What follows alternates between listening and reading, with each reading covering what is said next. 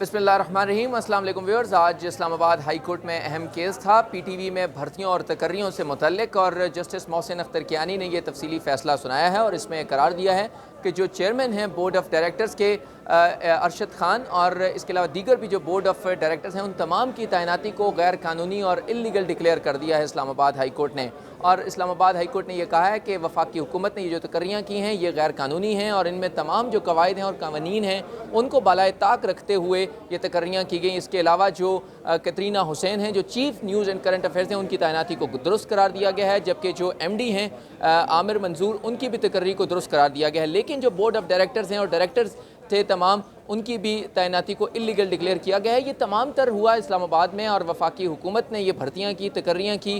ہم بات کرتے ہیں اس کیس میں پٹیشنر تھے جو P T V C B A union کے جنرل سیکرٹری تھے پرویز اختر بھٹی صاحب، ان سے بات کرتے ہیں۔ بھٹی صاحب، آپ نے ان اپوائنٹمنٹس کو چیلنج کیا، آپ کی بڑی جدوجہد ہے، کیسے آپ نے اتنے طاقتور لوگ ہیں ان کی تقرری کو چیلنج بھی کیا اور پھر ساتھ میں عدالت نے آپ سے اتفاق بھی کیا اور آپ کے حق میں فیصلہ سنا دیا ہے؟ سر ایسا ہے کہ راجہ ارشد خان صاحب پی ٹی وی میں چوتھی مرتبہ تقریباً تشریف لائے، اور اللہ تعالیٰ نے مجھے یہ اعزاز بخشا ہے کہ جتنی مرتبہ بھی وہ آئے ہیں تو اللہ تعالیٰ نے میرے ذریعے ان کو ادارے سے نکالا ہے۔ یہ اس ادارے کے لیے زہر قاتل ہیں، اور ان کو ایک پلان کر کے پرائم منسٹر صاحب کے سامنے پیش کیا گیا ہے، اور پرائم منسٹر صاحب کو نہیں پتہ کہ یہ پورا ان کے پیچھے ایک مافیا ہے، اور اس مافیا نے پہلے بھی ادارے کو لوٹتے رہے ہیں۔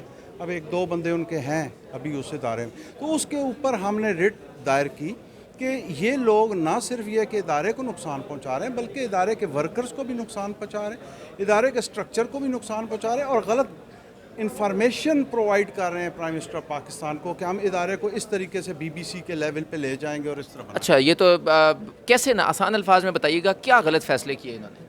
سر دیکھیں، پی ٹی وی ایک عرصہ دراز سے ایک سٹرکچر کے تحت چلتا ہوا ہے، اس کے اپنے رولز ہیں، فریم ہوئے ہیں، ان کے تحت ہم چلتے ہیں۔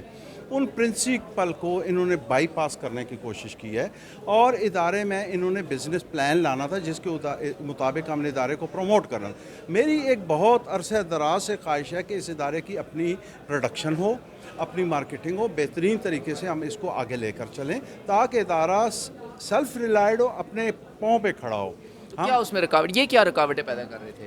سر یہ رکاوٹیں یہ پیدا کر رہے ہیں، پروگرام پروڈکشن کی طرف گئے ہی نہیں، اور میں جب شروع میں یہ تشریف لائے تو میں نے ان کو بتایا کہ جی ادارے میں اس ادارے کو آگے لے جانے کے لیے یہ ایس او پیز اگر ہم مقرر کر لیں تو ہم کامیاب ہو جائیں گے۔ وہ میں نے ان کو دیے، انہوں نے ہر فورم کے اوپر کہنا شروع کر دیا کہ یہ جنرل سیکرٹری نے مجھ کو چیزیں دی ہیں جو میں امپلیمنٹ کر رہا ہوں، اور کر الٹ رہے تھے۔ اب مجھے یہ فرمائیے کہ ادارے کے ورکرز کا میڈیکل ہے یا اور فیسلٹیز ہیں، ان کو آپ ٹچ کرتے ہیں، بلا وجہ ٹچ کر رہے ہیں، جو سیٹلڈ پرنسپل کے تحت مختلف چارٹر آف ڈیمانڈز کے تحت سیٹل ہوئے ہیں اور سروس رولز کے تحت وہ سیٹل ہوئے ہیں، ان کو آپ نہیں چھیڑ سکتے۔ ان کو چھیڑا گیا۔ یہ آئے کہاں سے تھے؟ ان کا کیا تجربہ اور ان کا ایکسپیرینس کیا ہے؟ سر یہ بیسیکلی ٹیلی کام کے لوگ تھے، اکٹھے ہو کے آگے، اور انہوں نے کہا جی کہ ہم پی ٹی وی کو بلڈ کریں گے ان جدید خطوط کے اوپر کہ جی پی ٹی وی جو ہے وہ ایک منفرد ادارے کے طور پہ سامنے آئے۔ لیکن حقیقت میں کیا ہوا؟ بیسیکلی ان کا کوئی پی ٹی وی کے ریلیٹڈ نالج نہیں تھا۔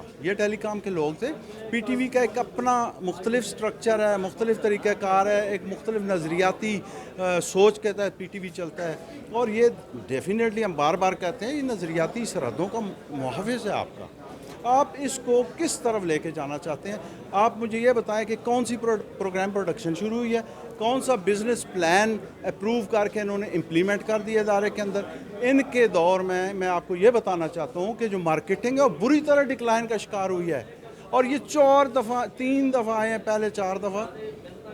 آپ پورا ریکارڈ اٹھا کے دیکھ لیں، اس کی باقاعدہ طور پہ آڈٹ کرا کے دیکھ لیں، راجہ ارشد خان صاحب کے ہر دور میں مارکیٹنگ ڈاؤن ہوئی ہے۔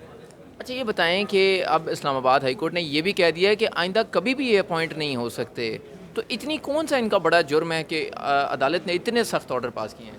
سر ایسا ہے کہ انہوں نے لاز کو بائی پاس کرنے کی کوشش کی ہے۔ نمبر 2، جو ادارے جو سیٹلڈ پرنسپل ہیں، جو ملک کا کانسٹیٹیوشن ہے، یہ کہتے ہیں جی کہ ہم منسٹری کو بھی بائی پاس کریں گے، منسٹری آف انفارمیشن کو، ہم جتنی باقی راستے میں رکاوٹیں وہ بھی بائی پاس کریں، ہم direct prime minister of Pakistan کو جواب دیں ہیں۔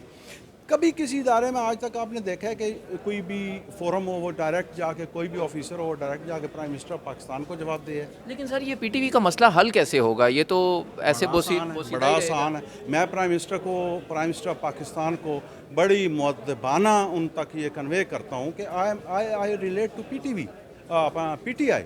मैं पीटीआई का आदमी हूँ बेसिकली। मैं उनका मुखालिफ नहीं। उनको ये भी बताया गया कि ये जो यूनियन है आपकी डेड मुखालिफ है और आपकी तस्वीरों पे ये नाचती है और पाँव मारती है और इस आप पीटीआई के होके आपने पीटीआई हुकूमत के खिलाफ केस किया? नहीं, हुकूमत के खिलाफ मैंने केस नहीं किया। मैंने अपना इदारा बचाने के लिए एक जंग लड़ी है। मेरे हुकूमत को डिट्रैक करने की कोशिश की है इन्होंने। मैंने उसमें से निकालने की अपने प्राइम मिनिस्टर को कोशिश की है क्योंकि मेरी उन तक एक्सेस नहीं थी। आज मेरी अल्लाह ताला ने एक्सेस मुझको दी है। इंशाल्लाह मैं फिर ये जंग लड़ूंगा। मैं रिटायर हो गया हूँ इदारे से। मैं सारी उम्र इस इदारे के लिए लड़ता रहूँगा। आपकी पेंशन भी रुकी हुई है शायद, वो केस भी पेंडिंग है? वो मेरा कल डिसाइड हुआ है। पेंशन कोर्ट ने आर्डर किया है कि जी इनकी पेंशन इनको दे दें। आपने क्यों रोकी हुई है? गैर ज़रूरी तौर पे रोकी हुई है। ये जी डबल कैबिन चलाते हैं, ये फलां चलाते। देखें, मैं जनरल सेक्रेटरी हूँ यूनियन का। अगर डबल कैबिन मिली है तो यूनियन को मिली है। यूनियन उसको एंजॉय किया। हर यूनियन लीडर ने अपने दौर में की है और वो एंजॉय नहीं करते।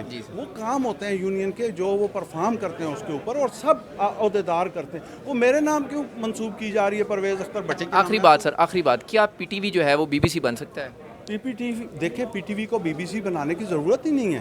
पीटीवी के एक अपना तशख़्ख़ुस है। हम उस तशख़्ख़ुस के तहत पीटीवी को उठाते हैं। अगर उसमें कोई एम्बिग्विटीज़ हैं, कोई गड़बड़ है, कोई ओवर स्टाफिंग है, कोई ऐसी फेक डिग्री होल्डर्स हैं, कोई और लोग हैं, उनके ऊपर हम बैठ के बात करने के लिए बिल्कुल ओपन माइंडेडली तैयार हैं। नहीं, आपके ख्याल में पीटीवी में हुई हैं ना ऐसी ज़्यादतियाँ? तो होती रही हैं, गैर कानूनी भर्तियाँ होती रही हैं, जाली डिग्रियाँ आती रही हैं, मनपसंद लोगों की अपॉइंटमेंट्स होती रही हैं। तो भुगत रहे हैं ना सर, वो भुगत भी तो रहे हैं ना। तो यूनियन तो उनको डिफेंड भी करती रही है। नहीं सर, मेरी यूनियन ने कभी भी नहीं डिफेंड किया।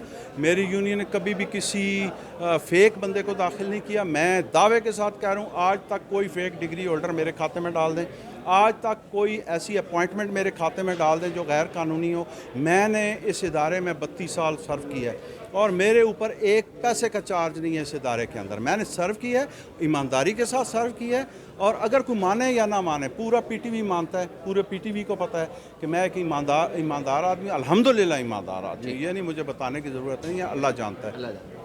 Thank you very much. ये थे परवेज़ अख्तर भट्टी साहब, जिन्होंने एक बड़ी कानूनी जंग लड़ी और आज पीटीवी में होने वाली अपॉइंटमेंट्स को चैलेंज कर रखा था और अदालत ने फैसला सुना दिया है कि इसमें जो तकर्रियाँ थी वो गैर कानूनी थी। बोर्ड ऑफ डायरेक्टर्स की जो अपॉइंटमेंट थी वो भी गैर कानूनी थी और तमाम कवानीन को बाईपास करके वफाकी हुकूमत ने इन अपॉइंटमेंट्स को किया और तकर्रियाँ की। और जी भट्टी साहब, आप कुछ मज़ीद कहना चाह रहे हैं? जी, मैं वो कहना ये चाह रहा था कि इसमें जो मेरे साथ ताउन किया है हमारे जो बैरिस्टर हैं जनाब अली नवाज़ खरल साहब, उनकी बड़ी इस केस के ऊपर मेहनत है और बड़े बड़े चोटी के जो वकला उनके सामने खड़े थे। अल्हम्दुलिल्लाह मैं उनका भी बहुत मशकूर हूँ, शुक्रिया अदा करता हूँ